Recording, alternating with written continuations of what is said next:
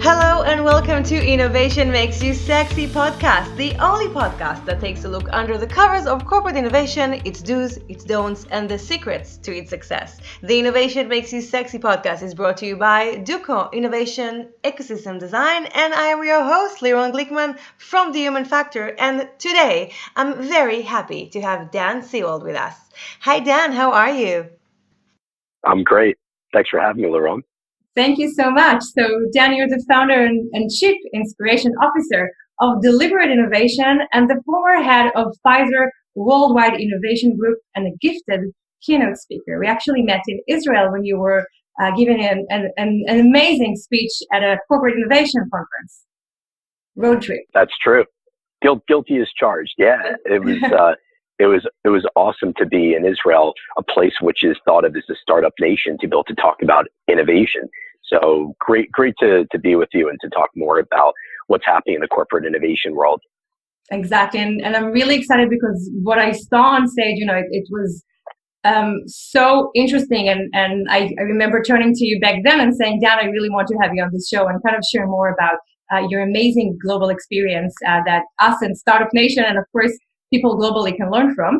Before we start, I just want to share a bit more about you and about the topics. This show is going to be about how to grow a culture of innovation inside an organization and kind of talk about this world and a bit about you. So you're a leading expert and an author in the field of strategic innovation and the founder of Deliberate Innovation System, which combines rigorous innovation techniques with inspirational practices used in coaching high performance athletes. You're the former head of Pfizer's Worldwide Innovation Group, where you designed and led the Dare to Try program. We're going to talk about it. One of Fortune 100's leading design thinking and strategic innovation programs. You've been on the front line of innovation for 2 decades, which is inspiring, having been the head of $1 billion global marketing portfolio, led new product development and market research team. And outside of the workplace, you are a wrestling and a soccer coach and has been a radio presenter. Me too. High five. Awesome. So, and much more that we're going to start with. But I think for the first question, I would like to kind of, if you could share with everybody here, what is innovation and what makes a person more innovative in his life today? So I think before you talk about what is innovation, it's really important to think about what is creativity. Creativity is the foundation of innovation, but not all creativity is going to lead to innovation. So creativity is about coming up with novel or original ideas that potentially could have productive use, but not necessarily. So you think about kids playing with a cardboard box. Incredible example of creativity where they don't see a box, they see something else. They see a house. Yeah. It may not have productive use, but it's the foundation. It's what creativity is about. When you think about innovation, the primary difference is it's about using creativity for productive use. And productive can mean many things, but it's about putting it to use for new ideas, new services, new business models, new channels, new offerings, new ways of approaching customers. So when I think about innovation, I first and foremost always think about creativity, but I also recognize not all creativity is created equal. Now, one thing I think that's really important to keep in mind, there's so many people in the corporate world that say, I'm not creative.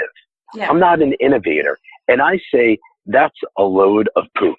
That is not true. Now, not everybody's created equal when it comes to creativity and innovation, but everybody has the ability to cultivate it to a certain degree. And innovation, it can also be developed. It can be developed as a capacity, as a capability, and as a mindset. And that is the game changer in business today. The fact that you can do it. In the past, people didn't believe it. In fact, you can, and you can do it in many different ways. So another question about this is your company, and what you're talking about a lot is about the deliberate innovation. So what's the edge of the deliberate innovation? Yeah, I mean, I'll start with the idea of what does it mean to be deliberate, purposeful, intentional, systematic. Now, most innovators that I've come across either believe it's serendipity by pure chance that we'll be able to innovate, or it's through just kind of throwing kind of an alchemy of different ingredients together. Yeah. I see deliberate innovation as something in which we intentionally design, we go about creating, and we recognize there is improvisation involved, but it's all about a deliberate mindset, an approach, or an intentional approach to doing things. Now, this is also based on a volume of research. Some research that I've been doing, but also research that's been out in the public domain for a long time. But it's the same when it comes to innovation. And I found this research around facilitators of innovation, ideators, as well as also product developers, that when you commit in a deliberate, systematic way, you're able to cultivate that capability, those previously thought to be intrinsic capabilities can actually be harvested and developed. So you think that the deliberate, when you use a deliberate innovation, a deliberate approach, it can even make a shortcut or help us get to the results faster? I don't know if it's a shortcut, but it's a guide. It's a method. It's a way to coach you and bring you there. So you mentioned earlier that I believe this idea of peak performance in coaching.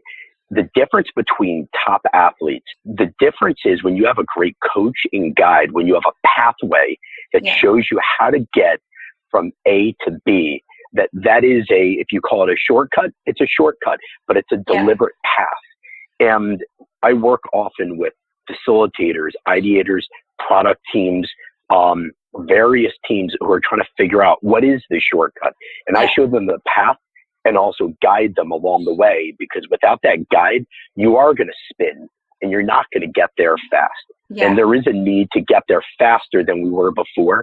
But I also think that it's unfortunately short-sighted to feel that, we can create innovation in a matter of weeks, or add this water to this magic powder and you'll have, voila, instant innovation. People who sell that to you are selling you magic beans, and they're not going to grow, unfortunately, a beanstalk that's going to go to the sky. You're just going to be deceived. But there are ways to get there faster than otherwise. And that's why I believe that this deliberate method is a way to do it. Yeah, so I want to quote you on one of your keynotes online. You said that innovation is seeing what everyone else is seeing, but thinking as no one has thought before. It's actually an adaptation of a quote from a scientist.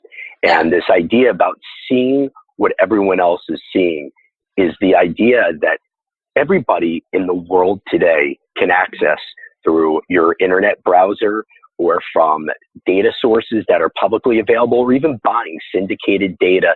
We can see and often have access to the same level of information. The difference is, how do you think differently about that same information? And those are the methods, the techniques, and the approaches that allow for somebody to see that cardboard box that I referenced earlier, but to not just see it as a cardboard box, that they see it as a new product delivery system. They see it as an ancient fortress, and then they can apply it to solving a problem. Most people see things as they are. We've been trained to look and see things that way. That's kind of, to me, the secret sauce. That is the special ingredient. If you want to change the game, you have to train yourself to not just see what everyone's seeing, but to think when nobody else is thinking. And I gave the example a while back of Henry Ford. Henry Ford looked at the automotive industry, which many people in the world say, oh, Henry Ford invented the first car. And that's not true. In fact, there were hundreds of automotive creations, cars that were around the time the Ford Motor Company was created. But only he at the time saw assembly lines, which exist in different domains, in meat packing, as well as in gun production from Eli Whitney. He saw what everyone else saw and said, how can I apply that to automotive manufacturing? So his unique competitive advantage was seeing what everybody was seeing, but thinking about the assembly line method, what nobody had thought before. That is the unique advantage. And that is what I think innovation is all about in an expression. Yeah, and the example you said on Ford, it's relevant for today. But I want to kind of take it from the personal kind of ability, for one's ability to be innovative, to the corporate. So corporate innovation is a very popular term, and I think the main question would be for companies or employees or management that are listening to us now: what signs are showing the company's leaders that it's time to put more emphasis on being more innovative? I think there's a number of signals that tell you that you need to do that. Perhaps most important is when you are in a hyper-competitive market, which most markets are. Market dynamics are changing, but yet you still feel that you're getting the same results, the same incremental ideas, which is probably every company. So you can either do one of a couple of things from an innovation perspective.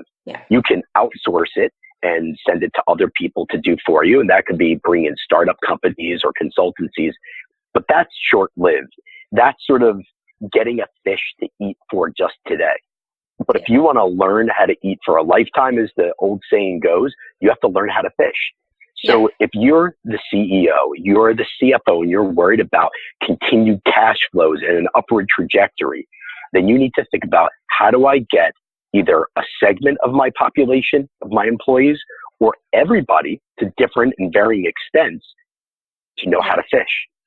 And that is what corporate innovation is about. It's about building real and lasting innovation. And what I mean by that is it's sustainable. It's about having a pipeline, but also having the capabilities to build a pipeline of innovation and ideas and experiments and products.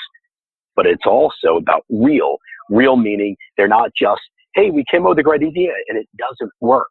It's about having stuff that's aligned to your corporate strategic plan, to your vision, to your purpose, and to your goals. So you have to have both. It's got to be real, but it also has to be sustainable or lasting in the organization. And that's why most organizations today are thinking differently about innovation. It's not for a select group of all-stars or experts. It's for everybody.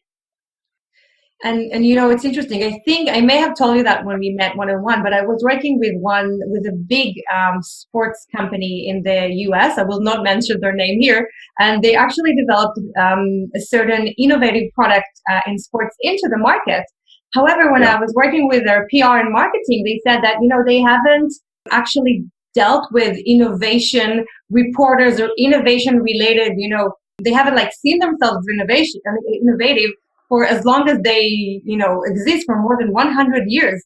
And I think this really shows us that sometimes there isn't like a great correlation in companies. Like one department may go towards innovation, but the other one is not there. And I think that brings me to the Dare to Try program. So I think, and you definitely have experienced that, you know, it's not easy to change bringing such thing to life in a traditional multinational organization. So tell me more, kind of emphasize the tips for companies to really make this change from the inside. Yeah, well, I'll start with, if you want to create change, you have to be the change that you want to see. And that goes to your senior leaders. If your senior leaders in the organization don't want to change, it's going to be really hard, no matter what the skunk works operations you're running or grassroots programs. It's got to be real, and it's got to feel authentic from your most senior leadership. Now, there have been cases where you have your executive, your CEO, your president, your chairman, who are big believers, but they'll level down, and then levels even further down are, it's at best indifferent. And if they're indifferent, or they don't really care so much about innovation, then that's going to be really difficult. So first and foremost, it starts with a belief that things need to change, that we can be the change, and then you have to role model. That's the first and foremost. And I believe that if you want to create the change, you have to have a purpose that's not PR spin. It can't be a media positioning or a corporate communications platform. It's got to be something you really believe in. If you have that, then innovation will start to have a place or a bed, so to speak, to plant seeds in, because then people will see how the work and the efforts they put in connect to something bigger than them and bigger than even their leadership. That's the first and foremost. And that doesn't always start out that way. So there are people across all organizations that say, I've got supportive leadership, but they may not be the role models that we're after. What I would strongly, wholeheartedly endorse is show them how innovation happens. Show them how you can create that change. So at Pfizer, the Dare to Try program didn't start as a culture movement initially. It didn't start as a huge wave that our CEO said, we need to start this. It actually began with a few different innovators with a framework and a curriculum and building some test cases that showed that you could get a return on investment by doing things differently, by seeing what everyone was seeing and thinking what no one thought before. That then became manifest or real to our senior executive, to our CEO. That became the belief for him to say, maybe we need to invest. And then we could work back and say, well, what's our purpose? How does this drive what Pfizer is doing? And the CEO, Ian Reed, is a very forward-thinking guy and said, even if our pipeline of products was a little bit dry at the time, we need for our people to be that pipeline. So he wholeheartedly endorsed and said, we need to make innovation a capability so that innovation can come from everywhere. And that gave the thrust, that gave the drive to be able to make Dare to Try what Dare to Try became. And it was not Dare to Try at that point. It was just innovation and experimentation. The name and the namesake came a bit later. Yeah. But you're saying, I can imagine that with companies such as Pfizer, it's about making people, healthier. It's about, medicine. Do you have any kind of suggestion in terms of purpose to other companies that are not, clearly trying to, make people healthier and impact their life in this manner? Yeah, I do. I'll start with what not to do. If your purpose says to be the number one provider of XYZ, then you have the wrong purpose. That's a goal. That's an aspiration or ambition for the business. Yeah. That doesn't get people up in the morning. So ask yourself, as a leader, if you work in corporate communications, you're the CEO, you're on your executive leadership team in public affairs, ask yourself this question: what one thing will make me get out of bed and say, I'm going to do something extra? I'll take a risk. Yeah. I'm going to think a little bit differently, and I'm going to challenge people to do things differently. If that one thing you come up with doesn't make you feel that way, keep searching because you're in the wrong place. Now, let me turn it around and give you a little bit of advice about what really drives people. Now, when I hear purpose, and a lot of people hear purpose, they say, oh, God, another do-gooder in the world, saving the trees, saving the porpoises and whales in the ocean. And that's great if you're doing that. Charity water, great business. Their whole idea is about making water available in a distributed way all across the world where potable water is not available. It's great. But what if your business is soda or like Coca-Cola or Pepsi? Is that as ambitious or as motivating? Well, it can be. It can be if your goal is that we want to satisfy people around the world in moments where they feel dissatisfied or thirsty or, to slake their thirst around the world. How they do it, there's lots of different ways, but it's about those moments of satisfaction, of happiness and fulfillment. That's what they're after. So think about what is that ultimate self-actualization people are after, and make it real and something that's going to get people to wake up in the morning and say, I want to do accounting or janitorial work or marketing for this purpose. Yeah, that's great. Because I definitely think, as you said, that, eventually, in order to get people together, obviously it's more than just the paycheck or, so that has been a great example. Now I want to go back to the model of the Dare to Try model. Yeah. You actually assigned what you call Champions Network. So you really had a structure for people to be able to create a sustainable, innovative culture that is ongoing. So if you could share more about the structure, the relationship between the roles, how people, were able to have this sustainable thing going up. Yeah, I'm a huge evangelist for this model, and more there are people that are copying this model, and I'm actually really happy to see that because imitation is the highest form of flattery. It goes back to the idea about hidden networks all across every organization, going back to medieval times, the idea of like the Freemasons, and there are these networks that are hidden, how things really get done, not the structured hierarchical structures that are formally built. There's a need for purposeful structure, but hidden networks, informal networks are the way things really get accomplished in organizations. So what if you purposely harness the power of those types of networks. You intentionally design them to become the accelerant, the driver of innovation in your organization. And with that hypothesis, we started to build informally some of these networks, and then later on, much more formally, these networks that became the foundation of creating innovation and change and evangelism across the entire 100,000 people. Our network, just as a just a quick description, there was at its peak over 1,000 people in 60 to 70 countries around the world. Every function, no one function specifically, no particular gender, no particular specific level of education. It wasn't all PhDs. There are different profiles of different people. The thing they all had in common, as we did actually ultimately have a profile, is that they're rule breakers. They're people who don't follow conventions. They are people who like to spread the gospel of something that they believe is important. They wanted to actually be that change in the world that I referred to. They like to help, to coach, to teach, and to influence. And so they come in many shapes. You profile them, sorry. Like you chose profile people. Yeah, let me give you a couple of thoughts on that. Initially, we didn't profile. We said, here's a generic profile of what we think a person would be like. We put it out and we tested. We asked for leaders across the organization to help us recruit these people. In the beginning, our retention was probably around 40% of the people that we trained and developed, which by my count is not a very successful retention rate. For some businesses that might be, but we wanted to get closer to 100. By the end, or 3, 4, 5 years into the program, we had close to 80% retention. And that's because we began to look at who are the people who are the most resilient, the most influential, the most involved and sustained in the program. We then began to profile those attributes and then predict, using predictive analytics across the organization, to recruit people around the world that were like them. Think of it like multi-level marketing.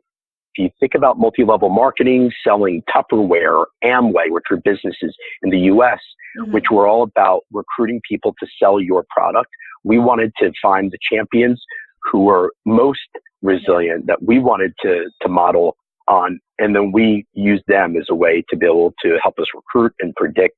And our retention rates went through the roof. And also the level of quality was significantly improved by doing that.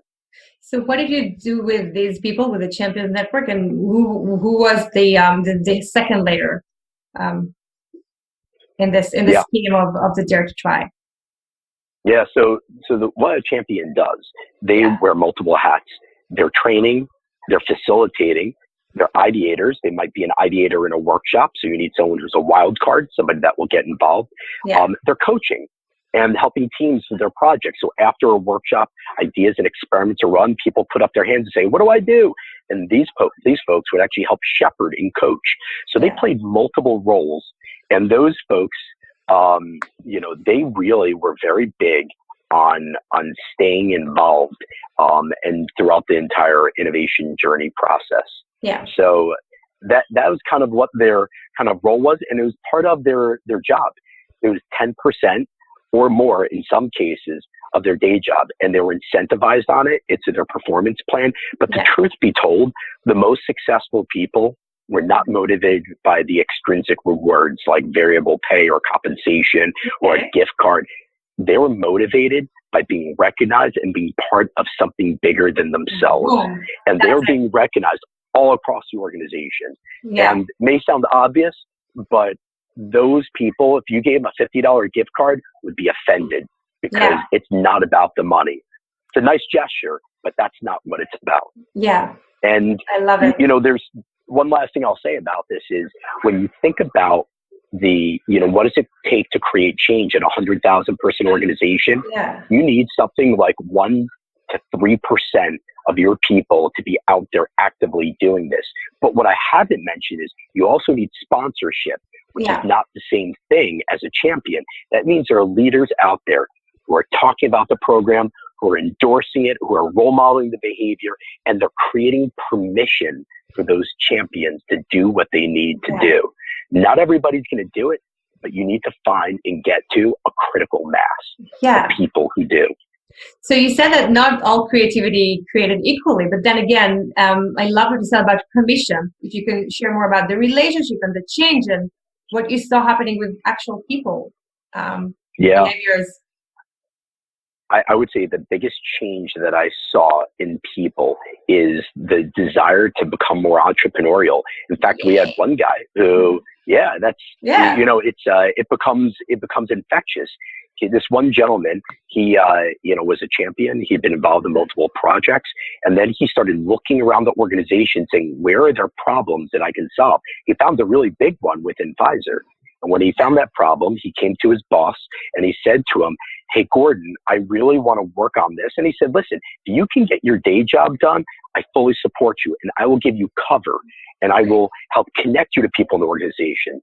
That idea, 2+ years later, became a spinoff and is now vested in by multiple venture and private equity firms. And it's called SpringWorks Therapeutics.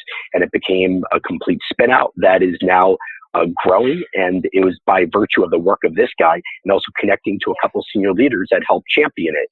But it never would have happened if he didn't have that passion and that entrepreneurial fire.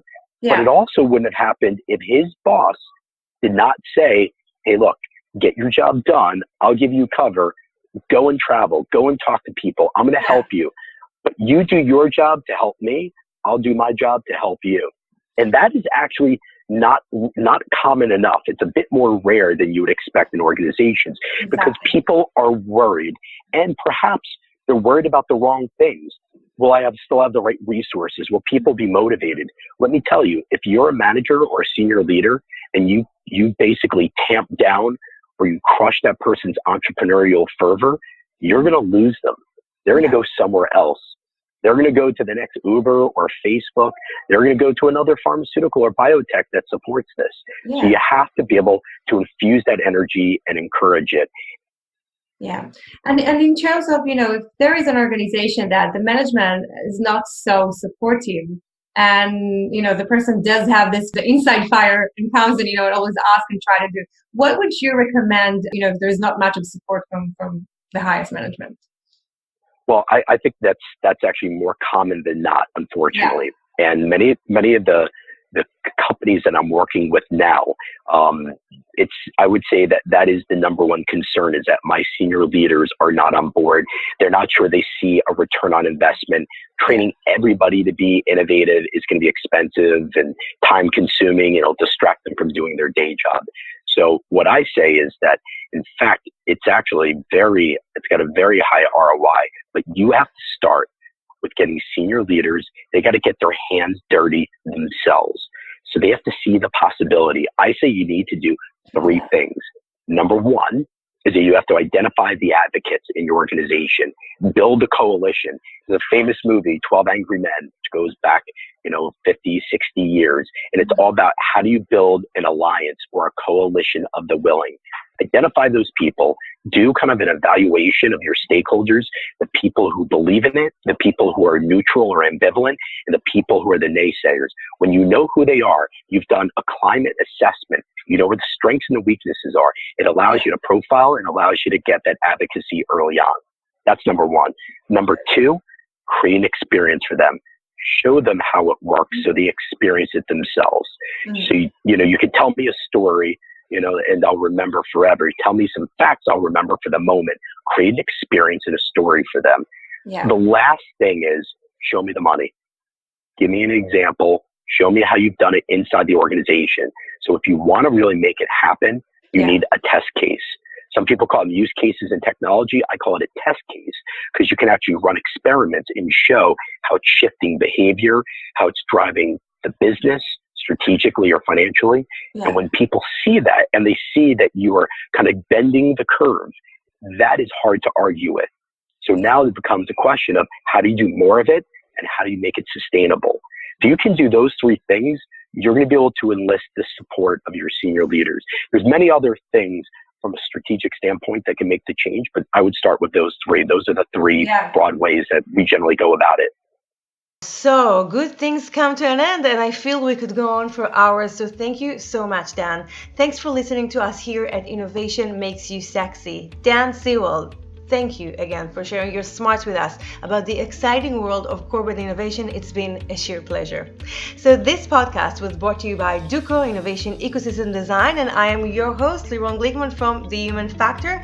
And we will see you on the next exciting podcast of Innovation Makes You Sexy. Bye.